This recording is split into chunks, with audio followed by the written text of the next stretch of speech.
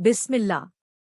ప్రవక్త ముహమ్మద్ సల్లల్లాహు అలైహి వసల్లం తన సహచరుడు అబూ ముంధీర్ను ఇలా అడిగారు, అల్లాహ్ గ్రంథంలో ఏది గొప్పది?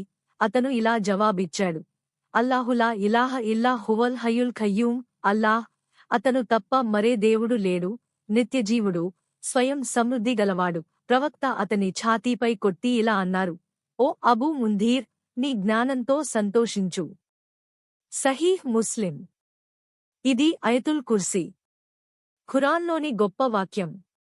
ప్రవక్త సల్లల్లాహు అలైహి వసల్లం మాకు ఇలా చెప్పారు, ప్రతి తప్పనిసరి ప్రార్థన తర్వాత అయతుల్ కుర్సీని చదివే వ్యక్తి మరణం తప్ప జన్నాలోకి ప్రవేశించకుండా నిరోధించదు, మరియు ఎవరైతే నిద్రపోయే ముందు పఠిస్తారో వారిని ఉదయం వరకు రక్షించడానికి అల్లాహ్ ఒక సంరక్షకుడిని నియమిస్తాడు. సోదరులారా, ఈ ఒక్క పద్యం ప్రతి ప్రార్థన తర్వాత, ప్రతి నిద్రకు ముందు, అల్లాహ్ సజీవుడు, శాశ్వతుడు, ఎప్పుడూ నిద్రపోడు, ఆకాశాలను మరియు భూమిని కలిగి ఉంటాడని ఇది ప్రకటించింది. అతని సింహాసనం సృష్టి అంతటా విస్తరించి ఉంది. గుర్తుపెట్టుకోకపోతే గుర్తుపెట్టుకోండి, అర్థంతో పఠించండి.